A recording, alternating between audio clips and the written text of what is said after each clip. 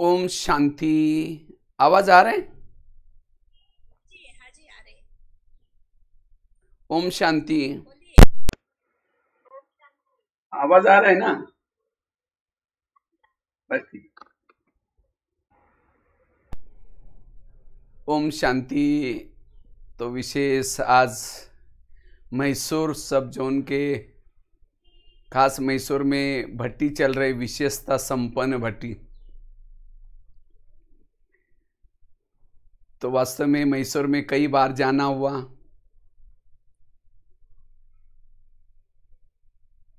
सभी जोन में सभी तरफ भी चक्कर लगाया था। और मैसूर की तो भट्टी तो बहुत सभी तरफ फेमस है। फरिश्ता योगा हमने तो वहाँ सीख करके कई जगह पर कराया था। तो आप लोग तो वैसे विशेषता से संपन्न तो है ही है, फिर भी हमें और संगम युग है ही, विशेषता से संपन्न बनने का युग है। तो हमें अपने जीवन के अंदर विशेषता संपन्न कैसे बनाएं? क्योंकि देवता बनने के लिए हमारे अंदर विशेषता होनी बहुत जरूरी है। अगर विशेषता नहीं धारण करेंगे तो देवता बनेंगे कैसे? क्योंकि अभी हमारे अंदर ना कोई कला रही है, ना कोई विशेषता रही है। माया ने हमें हमारी सारी कलाई चौपट कर दी, सारी विशेषताएं भी चौपट कर दी। तो दोबारा फिर से हमें विशेषता संपन्न बनना है, वही विशेषताओं को वापिस लाना है। क्योंकि जब जितना विशेषता संपन्न बनेंगे उतना हम सेवा दिन दोगुना रात चौगुना कर सकेंगे, बहुत सेवा कर सकेंगे। अगर हमारे अंदर विशेषता ही नहीं तो हमारे अंदर सेवा भी नहीं होगी। इतना ही नहीं, जितना विशेषता को धारण करेंगे हमारे कर्मों में कौशलता आएगी। जितना विशेषता संपन्न बनेंगे उस सूर्य ज्ञान सूर्य शिव बाबा की हम प्रत्यक्षता कर सकेंगे। हम अपनी विशेषता के द्वारा ही बाबा को भी प्रत्यक्ष कर सकेंगे। जितना हम अपने अंदर विशेषता को धारण करेंगे हमारा हर पल सफल बन सकेगा। जितना हम विशेषता को धारण करेंगे, संगम युग में विशेषता को धारण करने वाला युगों युगों तक वो अमर बन जाता है, दूसरों के लिए यादगार बन जाता है। जितना विशेषता संपन्न बनेंगे गायन योग्य पूजन योग्य बन सकेंगे। जितना हमारे अंदर विशेषता आएगी, कला आएगी, उतना महान बन सकेंगे। क्योंकि महान बनने का आधार है विशेषता संपन्न बनना। और जितना हम विशेषता संपन्न बनेंगे उतना दूसरों की दुआएं लेंगे। लेकिन हमारे अंदर विशेषता कैसे आई, उसके लिए हमें क्या पुरुषार्थ करना है? विशेषता संपन्न बनने का सबसे पहला पुरुषार्थ है जो बाबा को पहचान लेते हैं, बाबा के ऊपर निश्चय हैं, उसके अंदर विशेषता आएगी जरूर। अगर मुझे विशेषता संपन्न बनना है, पहले तो हम बाबा के ऊपर निश्चय बुद्धि बनने की जरूरत है। मुझे याद है मेरे अपने लाइफ की स्टोरी। मैं शुरू जब ज्ञान में आया था, महाराष्ट्र में सांगली जिले में एक छोटे से गांव में मेरा लौकिक जन्म हुआ। और जो बकरी चराते हैं उस परिवार में जन्म हुआ। हमारे घर में तो 8-8 दिन तो स्नान भी नहीं करते थे, खेती बाड़ी में रहते थे, झोपड़ी में रहते थे। तो 11 साल के बाद स्कूल में गए। घर वालों ने मना किया क्योंकि हमारे जातियों में गांव में पढ़े लिखे कोई थे ही नहीं, हमारे खास तो हमारे जाति में। तो मेरे को तो घर वालों ने तो मना किया, कहा कि पैसे नहीं। मैंने कहा मैं पैसे नहीं मांगूंगा, ऐसे ही जाऊंगा। तो ऐसे जाना है तो भले जाओ। तो जाना शुरू किया। तो टीचर ने पहले दिन 5वीं कक्षा में बिठाया। तो रोज जब जाना शुरू किया घर वालों ने मना किया, वो जब मना किया तो कहा कि पैसे नहीं, तो हमने रद्दी से डायरी ला करके धुलाई करके लिखते थे। ऐसे ही एक दिन उसी रद्दी में बाबा का किताब मिला, ब्रह्मा कुमारी का एक किताब मिला। उसमें लिखा था कि इस धरती पर परमात्मा आया है, सतयुग बना रहे हैं, ये दुनिया परिवर्तन होने वाली है। उस किताब में मैंने पढ़ा तो मुझे भी लगा कि मुझे भी सतयुग की दुनिया में जाना है। तो मैंने क्या किया, उसके ऊपर पत्र लिखा 15 पैसे का, मुझे ऐसी किताबें चाहिए। तो वहां से पत्र आया, आप 10 रुपये भेजो। तो मेरे पास 10 रुपये तो था ही नहीं, मैं कुएं से ला करके पानी बेचता रहा, 2 पैसा 3 पैसा। और ऐसे करके 6 महीने के बाद शायद 10 रुपये इकट्ठा हुआ, उसको यमो से भेजा हमने, यमो से भेजा। फिर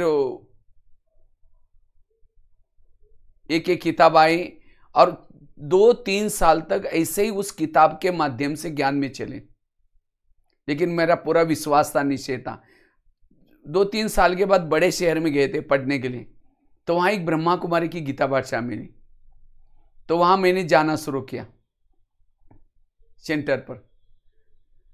जब वहां सेंटर पर जाता था तो वहां मेरे पास फटा हुआ कुर्ता था, ऐसा पकड़ करके शर्म के मारे में मैं बैठता था, 2 शब्द भी नहीं बोल सकता था। तो कभी बहनें कहते थे बेचारा गरीब बच्चा भी रोज आता है, पता नहीं सतयुग में जाएगा नहीं जाएगा। मैं 2 शब्द भी नहीं बोल सकता था, कोई सेवा भी नहीं कर सकता था, लेकिन बाबा के ऊपर मेरा पूरा विश्वास था, निश्चय था। कभी कभी मैं एक बार बाबा से, मुझे याद है, वो रिवरवान भी की थी। हमने कहा बाबा आप तो सतयुग निर्माण कर रहे हैं, अब मुझे मधुवन जाना था। तो मैंने पूछा कि कुछ कुमार तो हमारे वहाँ के आए मधुवन में सेवा के लिए, तो मैं भी बहन जी को बोला, बहन जी मैं भी जा सकता हूँ। कहते तुम कुछ जानते नहीं, तुम कैसे जाओगे वहाँ। तो मैंने बाबा को उसी दिन रोरवान क्या कहे, हमने कहा बाबा मेरे को तो कुछ भी आता नहीं है, तो मैं मधुवन में कैसे जा सकता हूँ। मुझे लगा कि शायद सतयुग बनाने के लिए भगवान भाई कोई और होगा जो विशेषता से संपन्न होगा, शायद मुझे कैसे चुना है पता नहीं। चलो कोई बात नहीं, जब तक हम लोग मना करते तब तक मैं जाता रहूँगा सेंटर पर। तो मैं जाता रहा, तो करते करते लेकिन बाबा के ऊपर निश्चय था, विश्वास था, योग तपस्या करता था, और करते करते आज सचमुच बाबा ने मुझे महारथी के लिस्ट तक लाकर पहुंचा दी। कहा मेरे अंदर कोई विशेषता नहीं थी, 5-6 साल तक योग तपस्या ज्ञान करते रहे, और धीरे धीरे फिर ड्रामानुसार मधुबन में आए, मधुबन से दिल्ली गए, भोजन बनाने की कला डाल दी, लिखने की कला सिखा दी बाबा ने, ज्ञान सुनाने की कला सिखाई। तो जब अगर हमारा बाबा के ऊपर विश्वास है, बाबा के ऊपर निश्चय है, बाबा हमारे अंदर बहुत सारी कलाई डालेगा, कलाई भर देगा। इसलिए सबसे पहली विशेषता हमारे अंदर ये होनी चाहिए, हमें बाबा को पहचानना है। इस संसार में, इस दुनिया में आए हुए परमात्मा को जो पहचानता है, सचमुच विशेष आत्मा बन जाएगी। जिसके ऊपर स्वयं परमात्मा की नजरें पड़े हैं, जिस शरीर के ऊपर परमात्मा की नजर पड़ी है, जिस आत्मा के ऊपर परमात्मा की नजर पड़ी है, वो विशेषता संपन्न आत्माएं बन जाती है। ये नहीं समझना कि हम विशेषता हमारे अंदर है ही नहीं। सबसे बड़ी विशेषताएं आए हुए इस धरती पर परमात्मा को पहचान लिया, ये बहुत बड़ी विशेषता है। इसलिए हमें उस नशे में रहना है, सचमुच मैं विशेष आत्मा हूं। क्योंकि इस ज्ञान मार्ग में, इस विद्यालय में वही आ सकता है जिसकी जन्म जन्मांतर की भक्ति की है, भक्ति पूरी है। जैसे कोई इंजीनियरिंग कॉलेज में जाता है, ऐसे वैसे पहले का स्टूडेंट जाकर नहीं बैठ सकेगा, उसके लिए कई पढ़ाई चाहिए, कई सर्टिफिकेट चाहिए, अच्छे मार्क चाहिए। इसी तरह इस विद्यालय में वही एडमिशन ले सकता है जिसकी भक्ति पूरी हुई है, जिसके जीवन में पुण्य का खाता है। तो इसलिए बाबा को पहचानना ये सबसे पहली विशेषता है। और जिन्होंने अभी भी नहीं पहचाना है उसको बाबा को पहचानना है, यथार्थ जो है जैसा है उसको पहचानना। और जो बाबा को पहचानता है, बाबा के शरण में आता है, बाबा उसके अंदर विशेषता डाल देता है। तो विशेषता से संपन्न बनना है। मैंने खुद अपनी लाइफ से देखा, बाबा को अच्छी तरह पहचानना, बाबा के ऊपर निश्चय रखना, बाबा के कार्य में सहयोगी बनना, वो आत्माएं विशेषता संपन्न बन जाती। बाबा कहते हैं जो दुनिया के नजरों में है, दुनिया के नजरों में वो है जो बड़े बड़े हैं, धनवान हैं, पद पोजीशन वाले हैं। बाबा कहता है वो मेरे नजरों में नहीं, मेरे नजरों में गरीब साधारण है। जिन्होंने बाबा को पहचाना वो विशेष आत्मा है। तो विशेषता से संपन्न बनने के लिए हमें बाबा के ऊपर पूरा निश्चय चाहिए, बाबा के इस कार्य के ऊपर निश्चय चाहिए। सचमुच दुनिया परिवर्तन हो रहा है, इसके ऊपर निश्चय चाहिए, तब हम विशेष आत्मा बन सकते हैं। दूसरी बात है, अगर मुझे विशेषता संपन्न बनना है, उसी लिए आत्माभिमानी स्थिति का अभ्यास। जितना हम अशरीरी, विधेयी, निराकारी स्वरूप में टिके रहते हैं, उतना हम विशेष आत्मा बन सकते हैं। भले स्थूल में मेरे अंदर कितनी भी लौकिकता में विशेषताएं, लेकिन देह भान है वो विशेषता कोई काम की नहीं। इसीलिए मुझे विशेषता संपन्न बनना है, इसीलिए आत्माभिमानी स्थिति का अभ्यास करना है। आत्माभिमानी स्थिति के अभ्यास से ही हम विशेष आत्मा, संपन्न आत्मा बन सकते हैं। तो संपन्न आत्मा बनने के लिए आत्मा के स्वरूप का अभ्यास, और यह आत्मा के स्वरूप का अभ्यास ही हमें भविष्य में आने वाली परीक्षाओं में भी पास कराएगा। अब देख रहे हैं ना, कितने बड़े बड़े देश थे जिनके पास धन वगैरह सब कुछ था, लेकिन एक कोरोना की एक प्रॉब्लम के कारण सारे रोड पर आ गए। इसी तरह ये तो एक समस्या ही है, आगे चल करके बहुत सारी ऐसी समस्या आने वाली है। प्रकृति की तरफ से समस्या आएंगी, संबंधों के तरफ से समस्या आएंगी, लोगों के तरफ से समस्या आएंगी, खान पान के तरफ से समस्या आएंगी।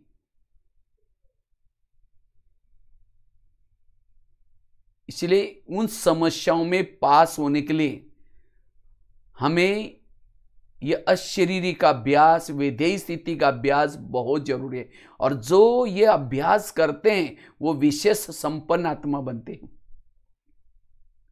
विशेषता संपन्न आत्माएं बनते हैं। आत्माभिमानी स्थिति से ही हमारे अंदर काफी सारी विशेषताएं, गुण, कलाएं आती, क्योंकि आत्माभिमानी स्थिति में रहने से हमारे अंदर एकाग्रता आती है, धैर्यता आती है, शांति आती है। और जिसके जीवन में एकाग्रता है, धैर्यता है, शांति है, वो ऑटोमेटिकली विशेष आत्मा बनती है, विशेषता से संपन्न आत्मा बनती है। इसी तरह अगर मुझे विशेषता से संपन्न बनना है, अशरीरी स्थिति का, विधेयी स्थिति का अभ्यास करना है, अनुभव करना है।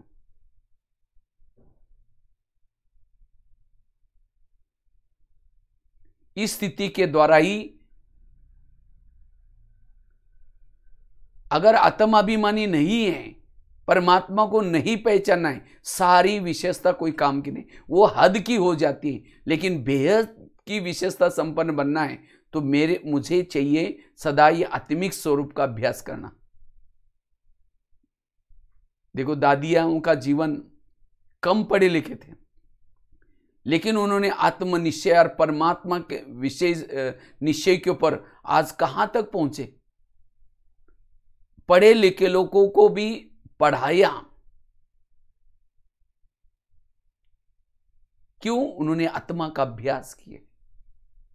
इसीलिए मुझे अगर विशेषता संपन्न आत्मा बनना है, गुण संपन्न आत्मा बनना है,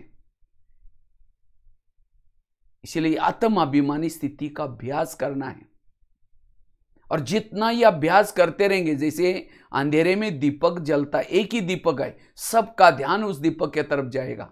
इसी तरह इस कलयुग में अंधेरा है, तो जितना जितना अशरीरी की अनुभूति करते रहेंगे, निराकारी विधेयी स्थिति की अनुभूति करते रहेंगे, सभी तरफ आपका ध्यान आकर्षित होगा।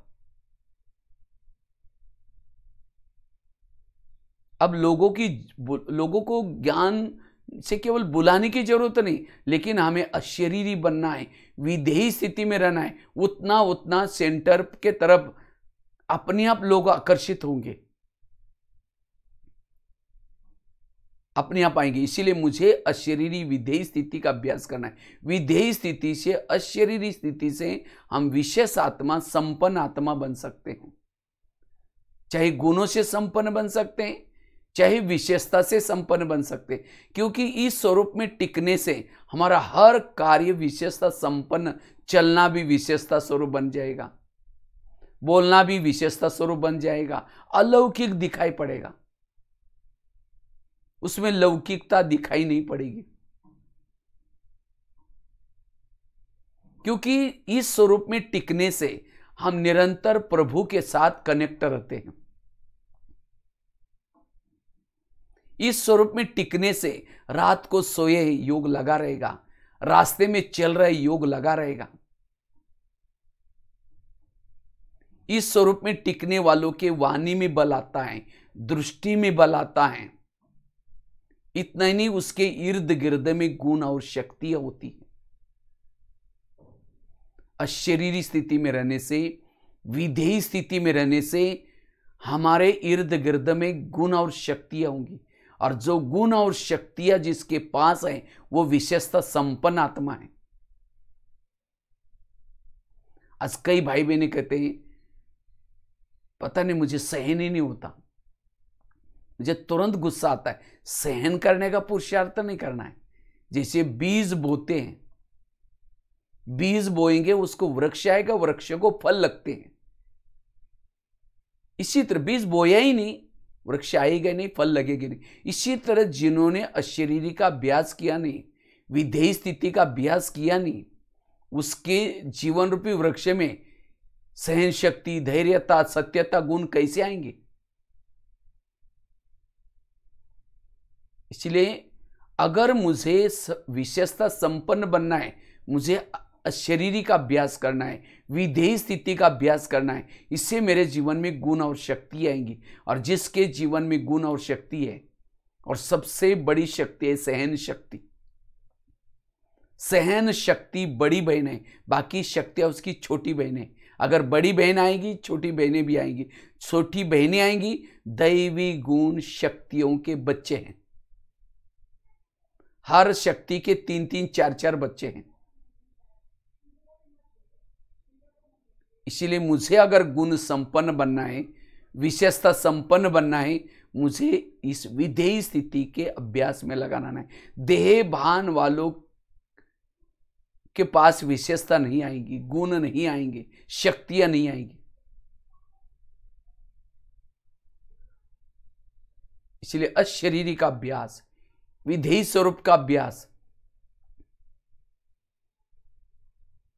इस अशरीरी स्वरूप में टिकने से परिस्थिति आएंगी, बातें आएंगी, लेकिन परिस्थितियां, तूफान भी उसके लिए तोहफा बन जाएगा। इतना ही नहीं, जो अशरीरी के स्वरूप में टिकता है उसको किसी के अंदर की कमियां, अवगुण दिखाई नहीं पड़ेंगे। सभी के अंदर गुण दिखाई पड़ेंगे, सब अच्छे दिखाई पड़ेंगे।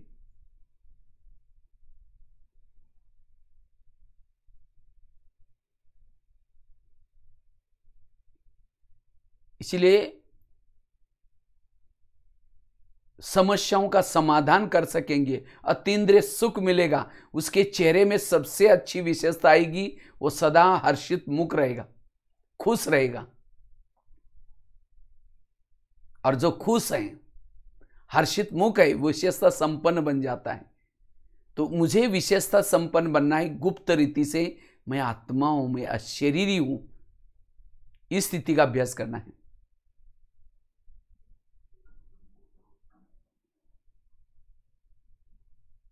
जितना इस स्वरूप में टिके रहते हैं,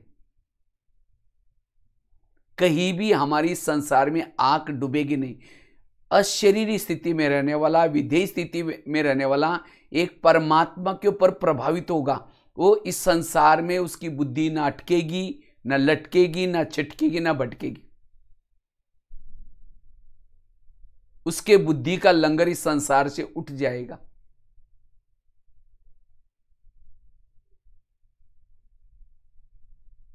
वो एवर रेडी बनेगा। वो कभी नहीं कहेगा मुझे टाइम नहीं मिल रहा है। वो निरंतर रात को सोया है, रास्ते में चल रहा है, निरंतर योग युक्त रहेगा, विशेषता संपन्न बन सकता है। इसीलिए मुझे अगर विशेषता संपन्न बनना है, पहली बात बताई, मुझे बाबा के ऊपर निश्चय चाहिए। और जिसका बाबा के ऊपर निश्चय है, निश्चय नहीं है उसकी, वो बाबा के कहने को अपने जीवन में लाएगा। वो कभी क्वेश्चन नहीं करेगा। जैसे अर्जुन 18 दिन क्वेश्चन करता है, ये कैसे हो सकता है, ये मेरे भाई है, ये मेरा गुरु है, इनको कैसे मैं मारूं। कृष्ण समझाने की हर प्रकार की कोशिश किया, लास्ट में नहीं मानता, अपना स्वरूप दिखाए, मैं तुमको कहने वाला मैं कौन। इसी तरह आज हमें भी 84 वर्षों से बाबा पढ़ा रहे हैं, तो भी हम कहते हैं नहीं नहीं, ये कैसे छोड़े, हम तो गृहस्थी में रहते, ये कैसे करे, ये कैसे करे। अगर क्वेश्चन करते हैं, बाबा के श्रीमत प्रमाण नहीं चलते, बाबा के ऊपर निश्चय नहीं है, आपको कोई बहने डायरेक्शन नहीं दे रहे, ये कहने वाला स्वयं निराकार शिव बाबा है। तो जो हर बात को हाजी करके पक्का करता है, बाबा के श्रीमत प्रमाण चलता है, उसका बाबा के ऊपर उसका विश्वास है, निश्चय है। और वो जो श्रीमत प्रमाण चलता है, निश्चय बाबा के ऊपर है, वो विशेषता संपन्न बनते हैं। इसलिए कहते हैं निश्चय बुद्धि विजयंती, संशय बुद्धि विनशंती। इसलिए अभी भी बाबा के इस कार्य पर समय पर हमारा पूरा विश्वास चाहिए। और जो विश्वास है वो समर्पण बुद्धि। जब अर्जुन को जब कृष्ण अपना रूप दिखाता है, तब जाकर के विश्वास होता है। फिर हाथ नीचे चरणों में करता है, समर्पित होकर के कहता है प्रभु प्रभु प्रभु, फिर अपना गांडी उठाता है। इसी तरह हमें भी अब कोई भी प्रकार के संशय नहीं लेने हैं, निश्चय बुद्धि बन करके बाबा जो कहता है उस प्रमाण करना। मेरा सब कुछ बाबा का, तब बाबा का सब कुछ मेरा हो जाएगा। समर्पण भाव चाहिए। समर्पण भाव वालों के पास ही बाबा सभी विशेषता, उसके पास जो खजाना है, बाबा के पास संगम का खजाना क्या है? गुण और शक्तियां।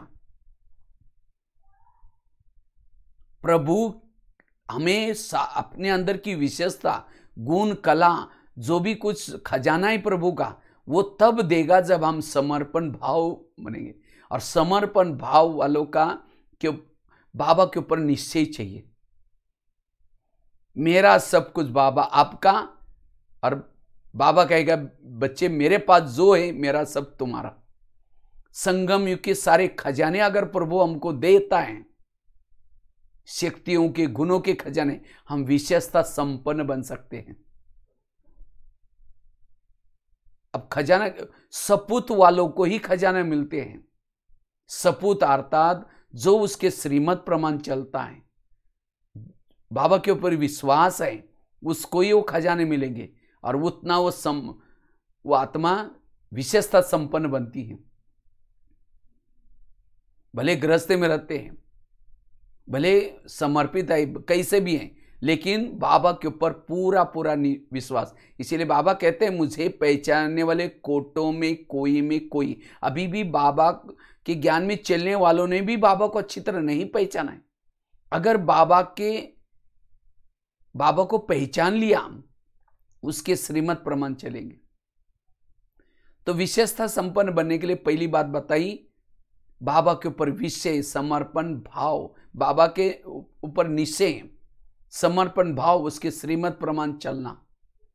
दूसरी बात बताई, जो आत्म अभिमानी स्थिति का अभ्यास करते, अशरीरी स्थिति में रहते, वो विशेषता संपन्न बन सकेंगे और आने वाली भविष्य की परीक्षा में भी पास हो सकेंगे। तीसरी बात है, अगर मुझे विशेषता संपन्न बनना है, संकल्प शक्ति को बचाना है। जितना संकल्प शक्ति को बचाएंगे उतना विशेषता संपन्न बन सकेंगे। अगर अभी भी मुझे डर है, चिंता है, मेरा क्या होगा, मेरा कैसा होगा, वो विशेषता संपन्न नहीं बन सकते। इसीलिए अगर मुझे विशेषता संपन्न बनना है, ऐसी आत्मा बनना है, उसके लिए मुझे अपने संकल्प शक्ति को बचाना है।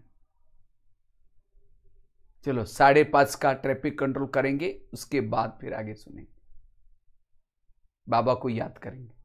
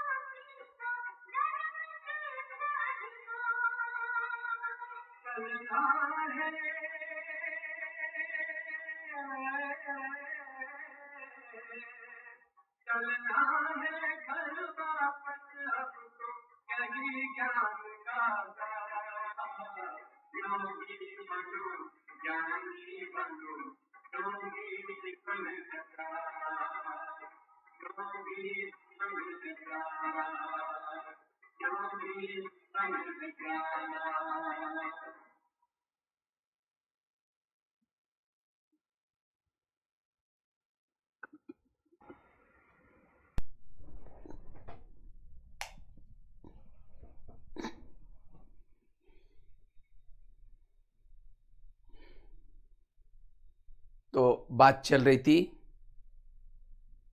अगर हम इस विशेषता संपन्न बनना है, अपने संकल्प शक्ति को बचाना है। जितना हम संकल्प शक्ति को बचाएंगे,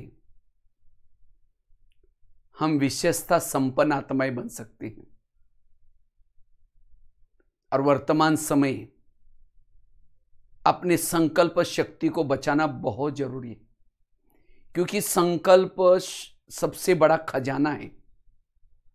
वास्तव में हमें जो बाबा इतना विस्तार से ज्ञान सुना रहे हैं, ड्रामा का ज्ञान, कर्मों का ज्ञान जो हुआ, ये सारा ज्ञान सुना रहे हैं अपने संकल्प को समर्थ और पॉजिटिव बनाने के लिए। और जो संकल्प को पॉजिटिव समर्थ बनाता है वो विशेष आत्मा बनता है, क्योंकि संकल्प से पूरा कल्प चलता है। अगर अभी भी मेरे क्वेश्चन चलते ही ये मेरे साथ ऐसा क्यों करा है, इसने मेरे साथ ऐसा क्यों किया, no question, no correction, no quotation, no opposition, मन चुप। और जिनका मन चुप रहता है वही मूर्ति है। और संगम युग में जो मूर्ति बनता है उसी की यादगार में द्वापर युग में भगत क्या करेंगे, मूर्तियां बनाएंगे। तो सभी मूर्ति बन गए ना। मूर्ति मतलब मूर्ति के सामने जाकर कोई गाली भी देता है उसके चेहरे में कोई फर्क नहीं पड़ता। वो वरदानी हाथ के बजाय नीचे करके चेहरा पीछे नहीं करता, उसको कोई गाली, इसको कहेंगे मूर्ति। इसी तरह जो मान अपमान निंदा स्तुति में भी समान रहता है, उसके संकल्प में कोई फर्क नहीं है। बाबा ने सारा ज्ञान बताया, इसलिए 5-6 साल से बाबा अव्यक्त वाणियों के माध्यम से बच्चे समस्याओं का समाधान करो, कारणों का निवारण करो। ये क्यों शिक्षा दे रहे? क्योंकि इससे हमारा मन चुप रहेगा। और जिनका मन चुप रहता है, जैसे आकाश के चंद्रमा को पानी में देखना है, पानी स्थिर चाहिए। परम धाम के परमात्मा को मन में देखना है, मन हमारा स्थिर चाहिए। और जिनका मन स्थिर रहता है वही विशेष आत्मा, संपन्न आत्मा बन सकती है, शक्तिशाली बन सकती है। और वैसे आजकल कोरोना का जो प्रकोप चल रहा है, बीमारियां चल रही हैं, इससे बचने के लिए भी ह्यूमैनिटी पावर हमारी अच्छी चाहिए। लेकिन जो डरता है, घबराता है, चिंता करता है, भय करता है, उसकी ह्यूमैनिटी पावर कम हो जाती है, वो बीमारियों के वश हो जाता है। इसीलिए मुझे ह्यूमैनिटी पावर बढ़ाने के लिए भी चिंता से मुक्त, भय से मुक्त, उतना रोग से मुक्त बन जाएंगे। इसलिए कहते भी है जिसका पांव गरम, पेट नरम, दिमाग ठंडा, वहां डॉक्टर आने की जरूरत नहीं है, वो हेल्दी वेल्दी और हैप्पी है। लेकिन कभी कभी आजकल हमारा उल्टा हो जाता है, पांव रहता है ठंडे और दिमाग रहता है गरम। कभी कभी निगेटिव सोचना शुरू करते, वेरा सोचना शुरू करते, मेरा क्या होगा, मेरे बच्चों का क्या होगा, मेरे खेती का क्या होगा, दुकान का क्या होगा। आजकल है ये कोरोना के कारण कई के जीवन में समस्या आई, लेकिन हमारा ड्रामा के ऊपर विश्वास चाहिए। संसार कल्याणकारी है, संसार की घटना कल्याणकारी है। मेरा काम है प्रभु का चिंतन करना। ये मेरा काम चिंता करने का, भय में आने का, ये मेरा काम नहीं है। मुझे प्रभु ने काम दिया है कि प्रभु चिंतन करो।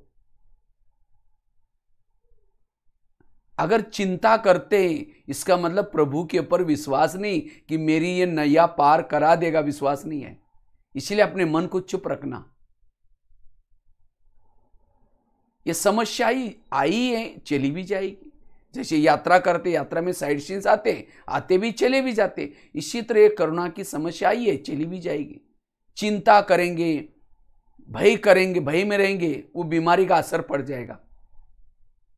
इसलिए हमारे प्रधानमंत्री जी ने भी सबके लिए मंत्र पक्का कराया, हमारे लिए जान अच्छी है तो हमारे लिए जहान है।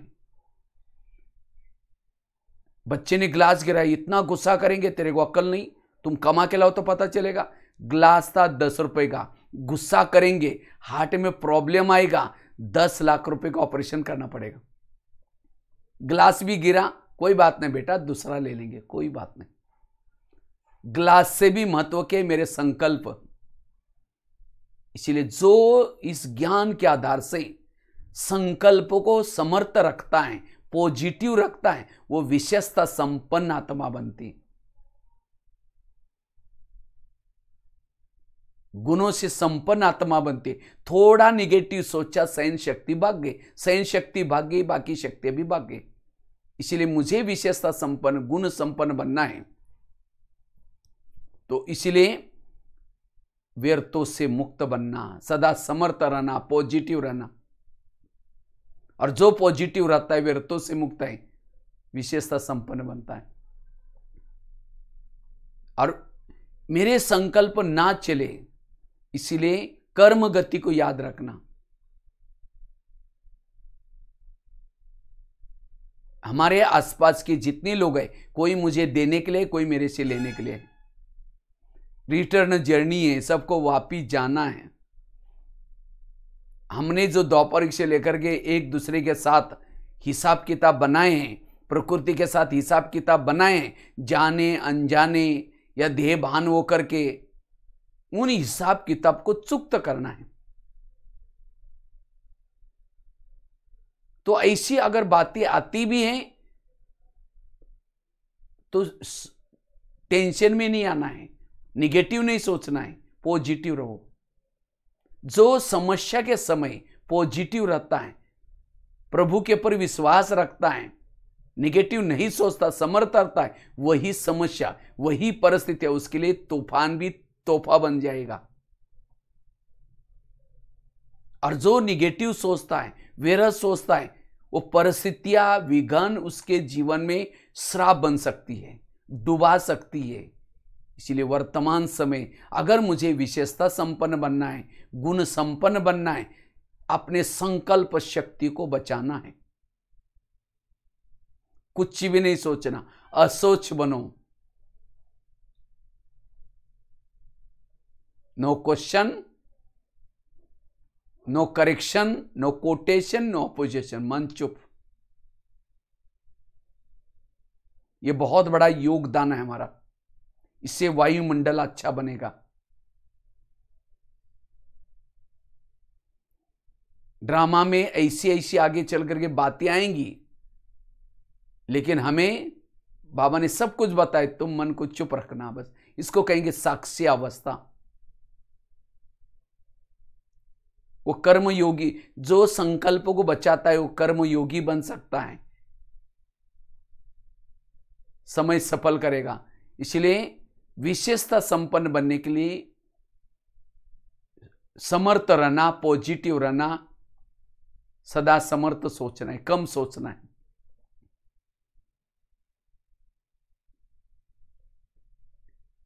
चौथी बात है, अगर मुझे विशेषता संपन्न बनना है, निरहंकारी बनना है, जितना निरहंकारी उतना विशेषता से संपन्न बनेंगे। क्योंकि बाबा इस धरती पर आकर के सत्य की दुनिया बना रहे हैं। वो अकेला तो नहीं बनाएगा, कई आत्माओं को निमित्त बनाता है, और निमित्त बना करके उस आत्मा का भाग्य बनाने के लिए कुछ ना कुछ कलाई देता है, विशेषता देता है। लेकिन कभी कभी उस विशेषता के द्वारा, कलाओं के द्वारा हमारा जब वाहवाह होती है, लोग हमें वाहवाह करते हैं, नामशान होता है, तब जाकर के हमें अभिमान आता है, मैं बहुत अच्छा कर रहा हूं, मैं बहुत अच्छा करता हूं। जब मैंपन आएगा, वो विशेषता, गुण, कला सब समाप्त हो जाएगी। इसलिए जितना निरहंकारी बनते रहेंगे, उतना बाबा हमारे अंदर और विशेषता बढ़ता रहेगा, और कला बढ़ता रहेगा। जैसे राजस्थान में एक कठपुतली का डांस दिखाते, कठपुतलिया, पॉपेट शो बोलते हैं उसको। वो पर्दे के पीछे कोई व्यक्ति बैठता है, और वो क्या करता है, पर्दे के पीछे बैठ करके महीन धागे बनाते हैं, धागे लगाते हैं, और कठपुतली को पीछे से क्या करते हैं, उंगलियों को ये करके नचाते हैं। जब वो कठपुतली का डांस देख करके कोई ताली बजे, वाह कितनी अच्छी बजा, डांस कर रहे। कठपुतली डांस नहीं कर रहे, पर्दे के पीछे कोई बैठा है, वो उंगलियां चला रहे हैं, इससे वो नाच रहे। इसी तरह अगर वो खींचना ही बंद करेगा, वही लटक जाएगी। इसी तरह हम सभी भी कठपुतली हैं। पर्दे के पीछे चांद सूरज तारांगन से भी पार परम धाम में शिव बाबा बैठा है। डायरेक्टर है, उसके हाथ में हमारे धागे हैं और वहां से हमारे से सेवा कराता है, कार्य कराता है, व्यवहार कराता है। लेकिन जब उस कार्य की महिमा होती है, लोग वाह करते हैं, तालियां बजाते हैं, वो बहुत अच्छा किया, बहुत अच्छा ज्ञान सुनाया, बहुत अच्छा भाषण किया, तब हमें अभिमान रहता है, मैं बहुत अच्छा किया ना, मैं बहुत अच्छा करता हूं ना। अगर अभिमान आया, वो खींचना बंद कर देगा। अगर प्रभु खींचेगा नहीं तो हम वही लटक जाएंगे, हमारी उन्नति रुक जाएगी।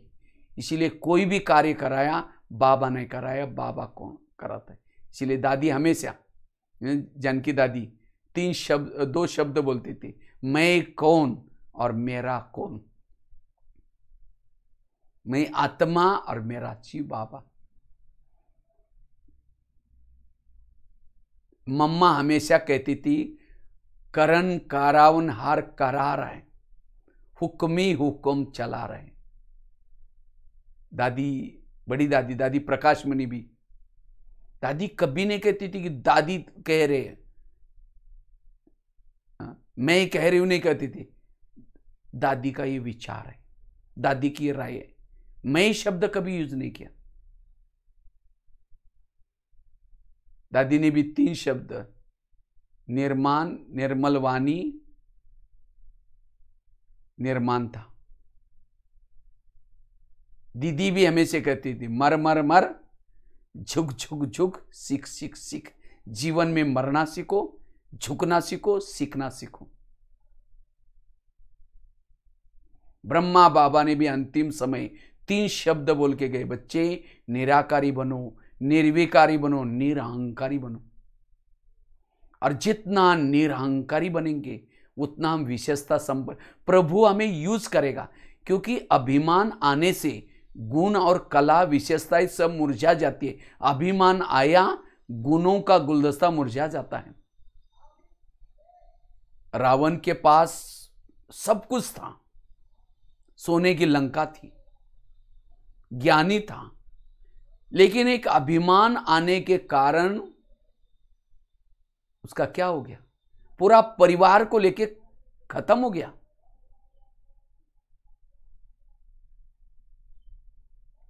इसीलिए हमें जितना इस ज्ञान मार्ग में आगे चलेंगे, सेवा आगे बढ़ेगी, उतना हमारी वाह वाह होती रहेगी, महिमा निकलती रहेगी। लेकिन ये महिमा मेरी नहीं है, ये मेरी महिमा उस प्रभु की। जो महिमा को स्वीकार करता है, ग्लानि का दर्द सहन नहीं कर सकता।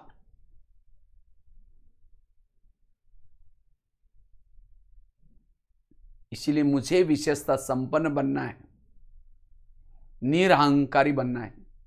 मैंने खुद अपने जीवन की कहानी आपको बताई, क्या थे, लेकिन आज कहां पहुंचे, ये कोई मेरा पुरुषार्थ नहीं है।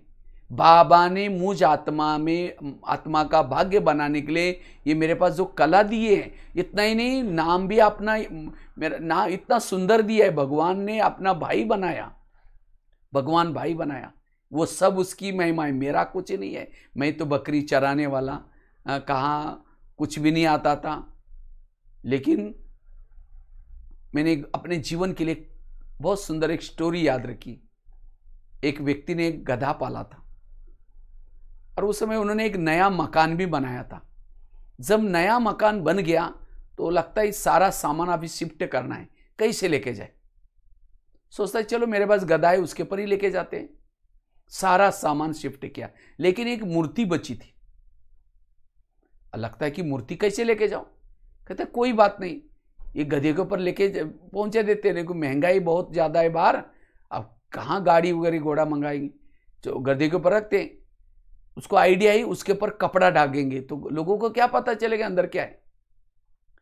तो गधे के ऊपर मूर्ति को रख दिया, उसके ऊपर कपड़ा ढाका, लेके जाने लगा नए मकान में शिफ्ट करने के लिए। गधा चलते चलते उस मूर्ति के ऊपर का, सिर के ऊपर का कपड़ा हट गया, सिर दिखना शुरू किया। जैसा सिर दिखता है, लोग मूर्ति को देख करके नमस्ते करना शुरू किया। जब नमस्ते करना शुरू किया, गधे को लगता है नमस्ते मुझे ही कर रहे हैं। गधे को नमस्ते नहीं कर रहे थे, मूर्ति को नमस्ते कर रहे थे। इसी तरह आज कई बार हम सेंटर पर जाते हैं, 8-10 दिन जब सेवा करते हैं, लास्ट के दिन बहनें हम लोगों का सम्मान करते, कभी ताज पहनाएगी, कभी माला पहनाएगी, कई बार कल्चर प्रोग्राम भी रखेगी, फिर ये सब होने के बाद फिर यज्ञ के लिए पैसा भी देंगी। तो वास्तव में सम्मान कोई मेरा अपना नहीं हो रहा है। ये जो पैसा कोई मेरा यज्ञ के लिए जो धन दे रहे, वो कोई मेरी क्लास अच्छी सुन करके नहीं दे रहे। मैं मधुवन निवासी हूँ, मधुवन से आया हूँ, समर्पित हूँ, इसीलिए मधुवन की महिमा हो रही, बाबा की महिमा हो रही, मेरा नहीं है। अगर मैं मधुवन निवासी ना होता तो कौन पूछे? इसलिए मेरा कुछ नहीं, वो बाबा की महिमा है। अगर मैं कहूँ कि वाह मैं बहुत अच्छा क्लास कराता हूँ, इसीलिए सब अभिमान आए, तो बाबा कहेगा ठीक है अगले बार तुम ही कर लेना, वही लटक जाएंगे। इसीलिए निरहंकारी, तो जितना निरहंकारी बनेंगे, बाबा उस कार्य के लिए और भी निमित्त बनाएगा, और हमको सेवाओं के चांस देगा, और सेवाओं के मौके देगा। क्योंकि अभिमान वाला अपना ही गुणगान गाता है, मैंने बहुत अच्छा किया ना, वो प्रभु को भूल जाएगा, बैकबोन को भूल जाएगा। वास्तव में हमारा बैकबोन बाबा है। अगर बाबा ना होते हम एक दिन भी पवित्र नहीं रह सकते। शास्त्रों में गायन है, आग और रुई कपास एक रूम में नहीं रह सकती, जल जाएगी। अर्थात पति पत्नी एक घर में रह करके पवित्र नहीं रह सकते। लेकिन आज हमारे कितने भाई बहने हैं, कितने भाई बहने हैं जो गृहस्थी में रह करके पवित्र रह रहे। इस शास्त्रों की बात को खंडित कर दिया। इसका मतलब साथ में कौन है? बाबा है। साइंस वालों ने भी कहा है अगर कोई ब्रह्मचर्य का पालन करेगा, ये तो नेचुरल है, ये तो विकार में जाना होता है। अगर कोई नहीं जाएगा कई साल तक तो वो ऊर्जा उसके दिमाग में जाएगी, वो पागल हो सकता है। लेकिन आज कितने सारे भाई बहने दुनिया को छोड़ा नहीं, सब कुछ करते हुए भी, घर में रहते हुए भी पवित्र है। क्यों? बाबा की शक्ति साथ में। इसीलिए उस करण करावन हार को कभी नहीं भूलना है। और जितना उसको याद रखते हैं, निरहंकारी बन करके रहते हैं, उतना हमारे अंदर विशेषता कलाई भरता रहता है।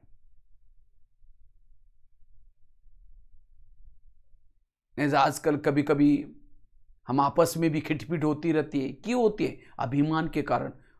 क्योंकि दो प्रकार के मैं हैं, एक होता असली मैं, दूसरे होते नकली मैं।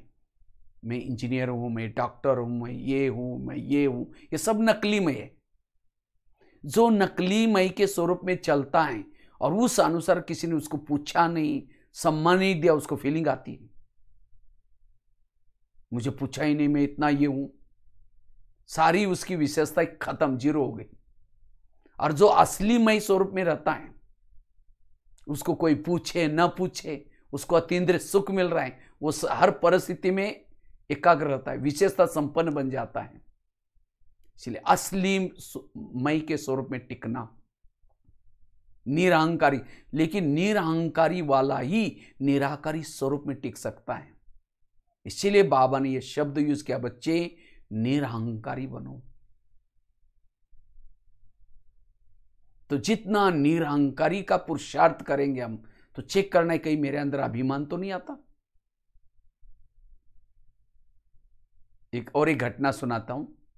एक सेठ जी थे। सेठ जी बहुत बड़े थे। सेठ जी को जब भी कोई देखता है तो नमस्ते गुड मॉर्निंग बोलता है, तो सामने वाला कोई गुड मॉर्निंग नमस्ते बोलता है तो वो भी कहता है हाँ गुड मॉर्निंग नमस्ते। लेकिन सेठ जी को जब भी कोई गुड मॉर्निंग नमस्ते बोलता था, सेठ जी कहते थे हाँ कह देंगे, बता देंगे। लोगों को लग रहा है हम उनको गुड मॉर्निंग सलाम बोल रहे हैं और ये बोल रहे कह देंगे, बता देंगे। लेकिन सेठ जी बहुत बड़े थे, इसलिए कोई डरता था उनको ये क्यों बोल रहे करके पूछने के लिए। तो एक व्यक्ति ने पूछ ही लिया कि कहा कि सेठ जी हम आपको गुड मॉर्निंग सलाम बोलते हैं और आप तो बोलते कह देंगे, बता देंगे, ऐसा क्यों? तो सेठ जी हंसने लगे, कहते इसके पीछे भी राज है। एक समय था मैं गरीब था, मुझे कोई पूछता नहीं था, कोई देखता भी नहीं था। उसी समय मुझे एक लक्ष्मी माता प्रसन्न हो गई, और जब लक्ष्मी माता प्रसन्न हो गई मेरे पास धन आ गया। जब धन आ गया मैं सेठ जी बन गया। जब सेठ जी बन गया तो मुझे लोग देख करके नमस्ते गुड मॉर्निंग बोलने लगे। वास्तव में गुड मॉर्निंग नमस्ते मुझे नहीं बोलते, मेरे पास आई हुई लक्ष्मी को बोलते। मैं तो वही आदमी हूं जो गरीब था, कोई पूछते नहीं थे, देखते नहीं थे। तो जब भी अभी मुझे गुड मॉर्निंग सलाम राम राम बोलते हैं तो सारा दिन जो जो बोलते हैं मैं गिनता रहता हूं, किसने गुड मॉर्निंग बोला, किसने सलाम रोगा बोला, किसने राम राम, ये सब गिनता हूं। और रात को जा करके मेरे रूम में, मेरे घर में एक लक्ष्मी माता का फोटो है, और वो फोटो के सामने जाकर के कहता हूं, हे लक्ष्मी माता, आज इतने लोगों ने आपको गुड मॉर्निंग बोला, इतने ने सलाम बोला, इतने ने राम राम बोला। इसीलिए मैं कहता हूं कह देंगे बता देंगे, कह देंगे बता देंगे। इसी तरह आज हम भी क्या थे, जो बहनें सेंटर पर पहले नहीं रहती थी, कॉलेज में पढ़ते थे, लोग किस भाव से देखते थे, लेकिन बाबा ने उसको चुना, उसके अंदर विशेषता डाल दी, गुण डाल दिया। और कभी कभी जब मुरली सुनाती है तो कोई भाई कहेगा दीदी आपकी इतनी अच्छी मुरली चलते हैं, मुझे बहुत अच्छा लगता है। दीदी का अगर अभिमान आ जाए, वाह मैं बहुत अच्छे। नहीं, हम क्या थे, जैसे मेरे अपने लाइफ की स्टोरी में क्या थे, लेकिन आज 2-2 साल के लिए प्रोग्राम बुकिंग रहते। तो इसीलिए उस बाबा की कितनी शुक्रिया। मेरा एक लेख छपा था, धूल में छिपा हुआ हीरा। कहा धूल में थे, उस शिल्पकार ने वहां से उठाया, धूल हटा दिया 7 दिन तक कोर्स करा करके, और रोज तरस रहा है ज्ञान आरोग्य की छने हथौड़े से, आज मधुवन की शोकेस में रख दिया। वो कितना उस बाबा का धन्यवाद। करण करावनहार बाबा को कभी ना भूलना। तो जितना उसकी महिमा करते रहेंगे, बाबा अपने कराया, बाबा बाबा, उतना हमारे अंदर वो विशेषता डालेगा, गुण डालेगा और संपन्न बनाएगा। अगर थोड़ा भी उसका मैंपन आया, फिर विशेषता संपन्न नहीं बन सकते। अभी भी हम भारत में कोने कोने में जाता हूं,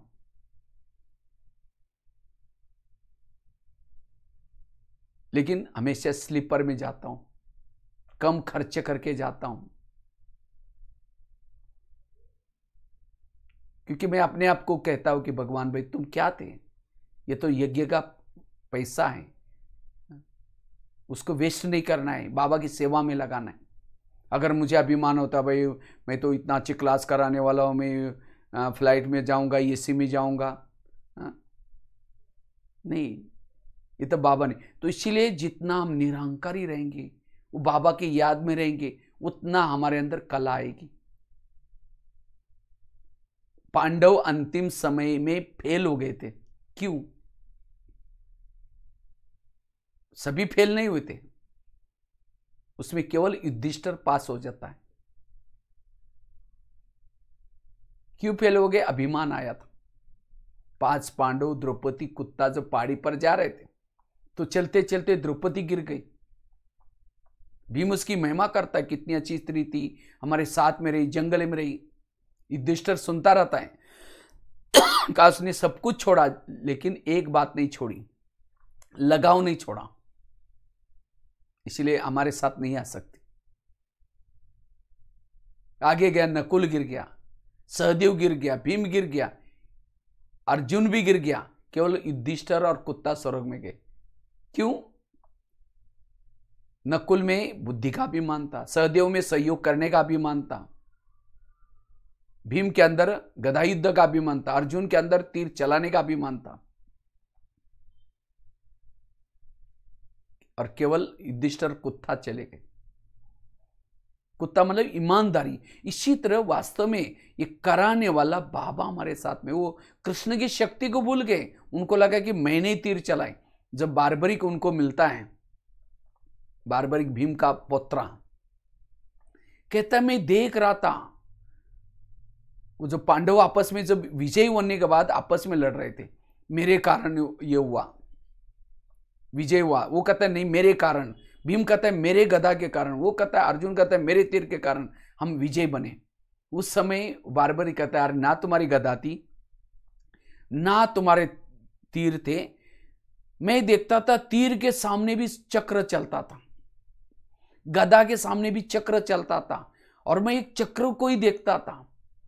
कृष्ण के कारण विजय बने हैं। इसी तरह आज वास्तव में हम कुछ नहीं कर रहे, कराने वाला बाबा करा रहे। तो जितना इस निरहंकारी स्थिति में रहेंगे हम विशेषता संपन्न बनेंगे, हमारे अंदर बाबा कला भर देगा, विशेषता भर देगा। तो विशेषता और कला से संपन्न बनने के लिए हमें निरहंकारी बनने की जरूरत है। निरहंकारी उतना निराकारी स्वरूप में रहेंगे, संपन्न रहेंगे। नहीं तो कहते करता बहुत है लेकिन इसको ईगो है, ईगो इज डेंजर। ईगो को इंग्लिश में आई कहते हैं, आई सीधा होता है। अगर आई सीधा हो जाएगा, अभिमान आएगा तो दीवारें आ जाएगी। आई अगर झुक जाएगा पुल बन जाएगा, सद्भावना आएगी। इसीलिए चेक करना है कहीं मेरे अंदर सहयोग करने का अभिमान, मेरे अंदर कोई बुद्धि का अभिमान तो नहीं आता। इसलिए निरहंकारी। वैसे आजकल गणेश चतुर्थी चल रही है, गणेश जी का त्योहार चल रहा है। गणेश जी को कहते हैं निर्विघ्नता का देवता, निर्विघ्नता का देवता। निर्विघ्नता मतलब वो समाने की शक्ति। कहते गणेश जी का सिर शिव जी ने काट दिया और क्या किया, हाथी का लगाया। तो इसी तरह हमारा भी जो अज्ञानी सिर था, जिसके अंदर देह की भान की बुद्धि थी, देह की, वो काट करके बाबा ने ज्ञानी वाली बुद्धि लगा दी, ज्ञान वाला सिर लगाया। तो इसीलिए अब हमारे अंदर अभिमान ना हो, तो निरहंकारी। तो जितना निरहंकारी की स्थिति में रहेंगे उतना हमारे अंदर विशेषता आएगी। तो विशेषता संपन्न बनना है तो 4 बातें सिर्फ मैंने बताई। एक तो बाबा के ऊपर निश्चय विश्वास, और विश्वास है निश्चय है, बाबा के श्रीमत में कोई भी मन मत मिक्स नहीं करेंगे। ये कैसे होगा, नहीं करेंगे, समर्पण भाव से।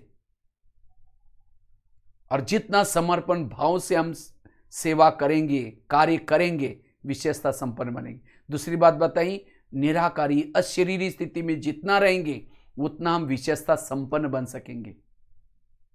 तीसरी बात बताई, जितना हम अपने संकल्प को समर्थ बनाएंगे, पॉजिटिव बनाएंगे, सारे बोझ बाबा के ऊपर दो।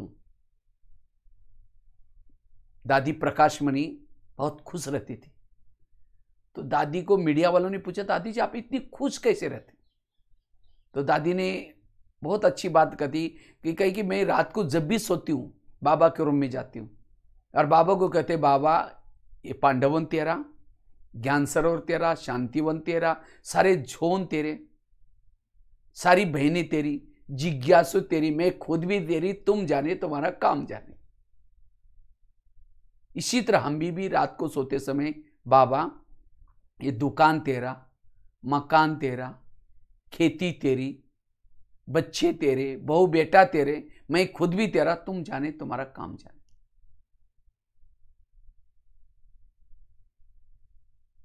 संकल्प नहीं चलाना, व्यर्थों से मुक्त, सारे बोझ बाबा को दो, तब जाकर के विशेषता संपन्न बन सकेंगे। और चौथी बात बताई, निरहंकारी बनना। जितना सेवा करेंगे, कार्य करेंगे, उसका कोई अभिमान नहीं। और जितना निरहंकारी आप साधारण चलेंगे, बोलेंगे, कार्य करेंगे, सब निरहंकारी रहेंगे। कई कई तो बहनें कहेंगे, माँ बहन जी, कई माताएं आती है सेंटर में, कहते बहन जी, दीदी जी मुझे सेवा थोड़ा देख करके देखना, नहीं तो हमारे पड़ोसी देखेंगे ये माता इतनी बड़ी घर की है और ये आश्रम में जाकर के झाड़ू लगाती है, इसलिए बहन जी मेरा थोड़ा पोजीशन पद दे करके मुझे सेवा देना। ये भी अभिमान है। दादियों को बाबा ने क्या क्या शुरू में जब आए थे, किसी को चप्पल ठीक करने की सेवा दी, किसी को मोटर रिपेयरिंग करने की सेवा दी, किसी को सिक्योरिटी की सेवा दी, कितने बड़े बड़े घर के थे, ये अभिमान को खत्म करने के लिए। इसी तरह ये सेवा वास्तव में हमारा अभिमान खत्म कर दे। जितना पोछा लगाएंगे, जितना बड़ा साधारण काम करेंगे, उतना वो विशेषता संपन्न दिखाई पड़ेगा। इसीलिए विशेषता से संपन्न बनने के लिए निरहंकारी बनना बहुत जरूरी है। तो ये 4 बातें अगर आप करेंगे, विशेषता संपन्न आत्मा बन सकेंगे। और जो विशेषता संपन्न है, गुणों से संपन्न, शक्तियों से संपन्न, और जो संपन्न आत्मा है उसका कहीं भी बुद्धि जा नहीं सकती। तो ऐसे आप सब विशेषता संपन्न बनेंगे। इसी के साथ साथ बहुत बहुत धन्यवाद जो हमको सेवा का मौका दिया। ओम शांति।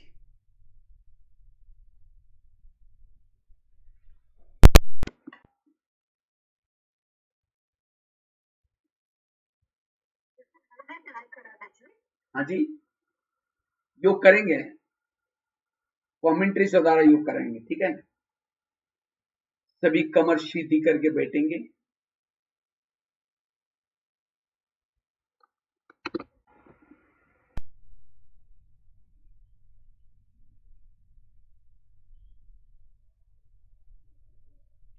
सभी अपने आप को भ्रुकुटी में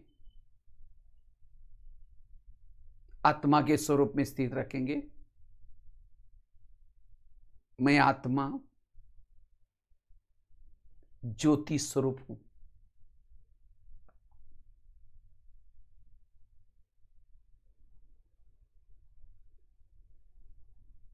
ये शरीर मेरी एक डब्बी है। मैं आत्मा इसमें चैतन्य में हीरा हूं। ये शरीर मेरी एक गाड़ी है। मैं आत्मा इसमें ड्राइवर हूं।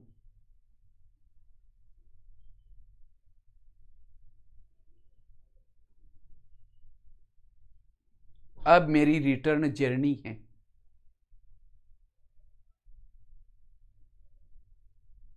इस संसार में मैं आकर के हीरो पार्ट बजाया।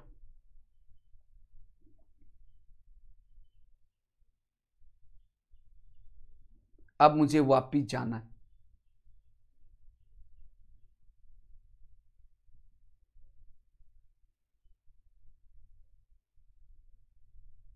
मैं बुद्धि के द्वारा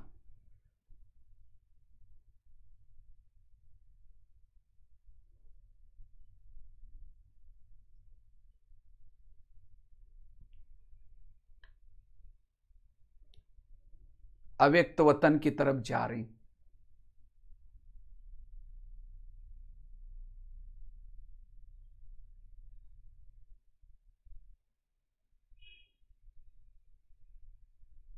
चांद सूरज तारांगन से भी पार।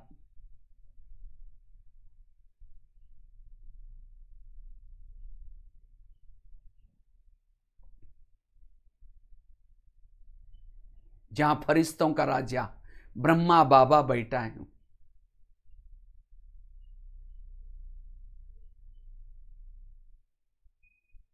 जैसे मैं बाबा के पास नजदीक जाती हूं, मैं भी लाइट माइट बनती जा रही हूं।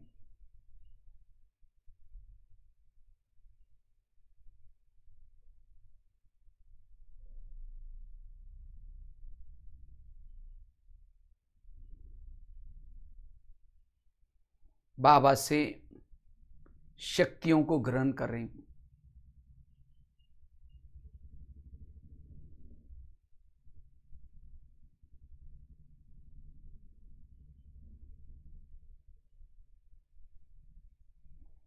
अब धीरे धीरे मैं मूल वतन की तरफ जा रही हूं।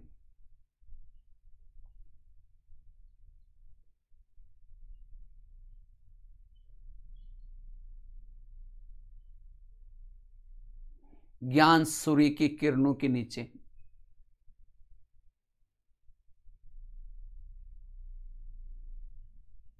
जैसे मैं बाबा के पास जाती हूं, मैं चार्ज हो रही हूं। जिस बाबा को देखने के लिए मेरी युगों से आंखें तरस रही थी, उस बाबा को मैं बुद्धि रूपी नेत्र से देख रही हूं। बाबा से शक्तियां ग्रहण कर रही हूं।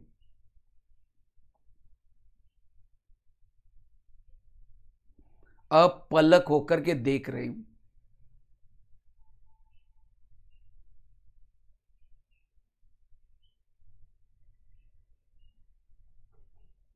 ये मैं प्रभु मिलन मना रही हूं।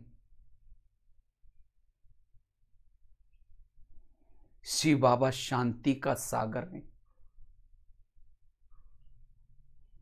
शक्ति का सागर है।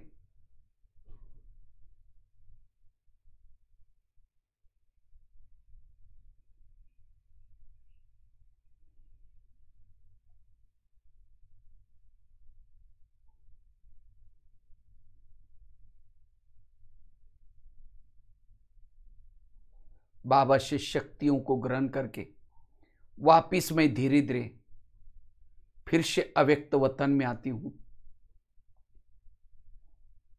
ब्रह्मा बाबा के पास आती हूं।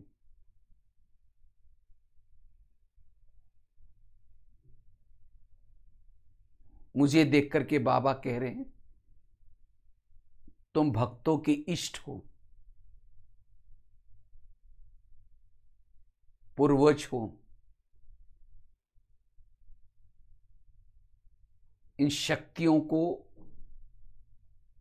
संसार में सबको बांटो।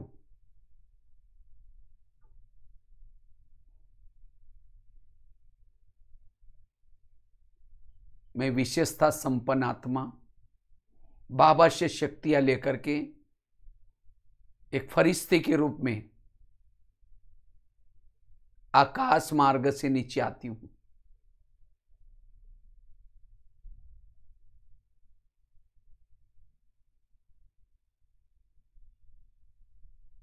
एक एक मंदिर में जाती हूं। मंदिर के पीछे के दरवाजे से मूर्ति के पास खड़ी हूं।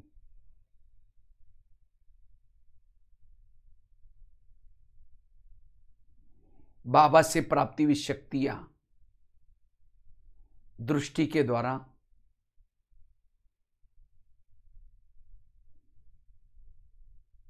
वाइब्रेशन के द्वारा सबको दे रही हूं। सबको संदेश दे रही हूं। हे भक्त लोग, जिस प्रभु को तुम पुकारे हो वो प्रभु इस धरती पर आ चुका है। अगर तुम्हें उसे पहचानना है, तुम ब्रह्मा कुमारी आश्रम में जाओ।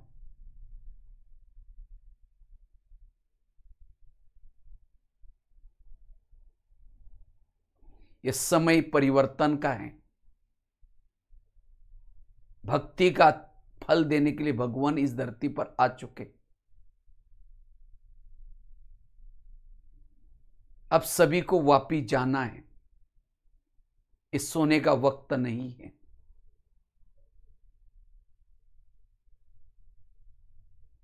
ऐसा संदेश देते हुए एक मंदिर से दूसरे मंदिर में,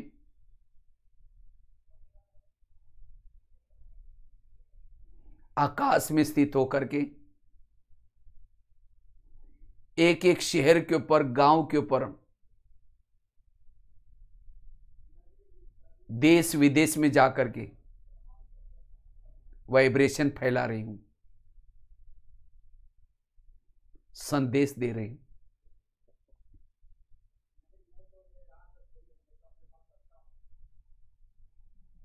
प्यारे बाबा, आपने मुझे क्या से क्या बनाया। मैं आपको कभी नहीं भूल सकती हूं।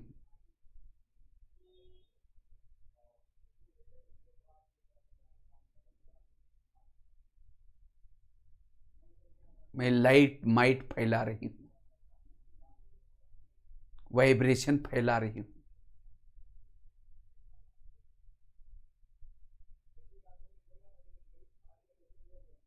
अब मैं आत्मा धीरे धीरे साधारण ब्राह्मण वेश में आती हूं।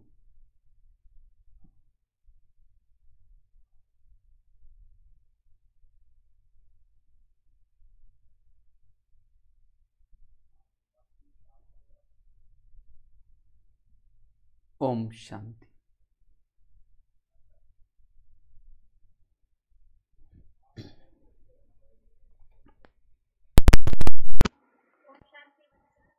हाँ जी, ओम शांति। बहुत अच्छा क्लास कराया आपने। अच्छा प्रैक्टिकल बातें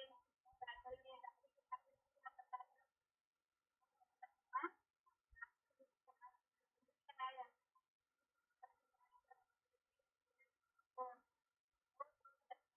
आपको कौन तरह से अपना करने के सारी बातें कौन से बहुत भाई हम सब वाली बात कौन से भाई बहन ने आपको हाथ मिला बात दे रहे हैं। ठीक है,